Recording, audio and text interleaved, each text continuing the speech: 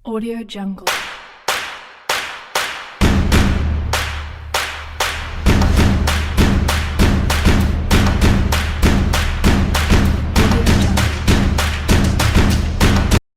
Halo, kembali lagi dengan saya Efrena Vicky Angelika Umbukahu dari kelas 11 IPA. Asik. Oke, saya akan mempresentasikan teknologi untuk gangguan sirkulasi serangan jantung. Mari kita lanjut.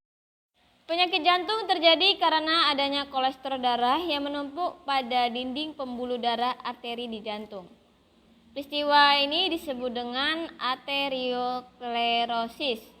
Faktor risiko penyakit jantung koroner diantaranya adalah faktor gaya hidup yang terdiri dari kebiasaan konsumsi makanan berlemak dan berkolesterol, kebiasaan merokok, kebiasaan olahraga, dan tingkat stres. Dewasa ini penyakit jantung koroner tidak dapat menyerang golongan usia tua, tapi juga sudah banyak menyerang berusia produktif.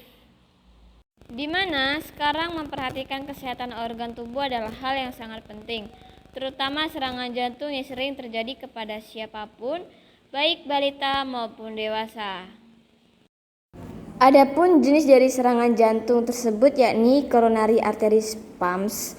Kejang arteri koroner adalah pengetatan sementara atau penyempitan otot di dinding salah satu arteri yang mengirimkan darah ke jantung kita. Kejang dapat menurunkan atau menghalangi aliran darah ke bagian jantung. Jika kejang berlangsung cukup lama, kita dapat mengalami nyeri dada dan bahkan serangan jantung infark miokard. Tidak seperti angina biasa yang biasanya terjadi dengan aktivitas fisik, kejang arteri koroner sering terjadi saat istirahat, biasanya saat antara tengah malam dan dini hari. Sindrom koroner akut biasanya disebabkan oleh aterosklerosis, yaitu bentuknya plak atau tumpukan kolesterol pada dinding arteri koroner yang mengakibatkan penyumbatan aliran darah ke jantung. Selain itu, sindrom koroner akut juga dapat terjadi akibat penggunaan zat tertentu, seperti kokain, nikotin yang bisa memicu spasme atau penyempitan arteri koroner secara tiba-tiba. Gejala paling umum dari sindrom koroner akut adalah nyeri dada yang sangat mengganggu. Nyeri bisa terasa seperti tertindih benda berat atau rasa tidak nyaman yang tidak bisa dijelaskan lokasinya. Terkadang rasa nyeri bisa menjalar hingga ke rahang dan ke lengan. Seseorang memang bisa saja mengalami nyeri dada yang hilang timbul. Nyeri dada ini tidak termasuk dalam sindrom koroner akut. Adapun alat teknologi yang diciptakan untuk memeriksa detak jantung untuk melihat apakah memiliki riwayat jantung, seperti nucleus perfusion scan, digunakan untuk memeriksa aliran darah ke otot jantung selama Anda berolahraga atau ketika sedang beristirahat.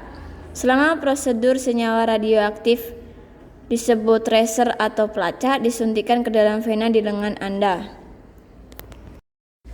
Tracer atau pelacak dialirkan dari darah secara cepat oleh sel otot jantung.